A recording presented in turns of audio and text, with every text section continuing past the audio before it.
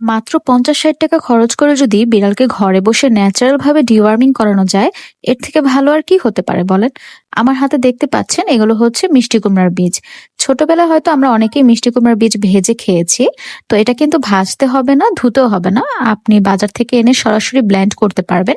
তো আমি এটা বাজার থেকে কিনে এনে ব্লেন্ড করে একদম পাউডার বানিয়ে নিয়েছি।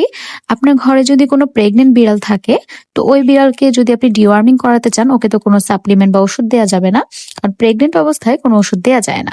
তো তখন আপনি ওই বিড়ালকে ডিওয়ার্মিং করানোর জন্য এই মিষ্টি কুমড়ার বীজের পাউডারটা ব্যবহার করতে পারেন।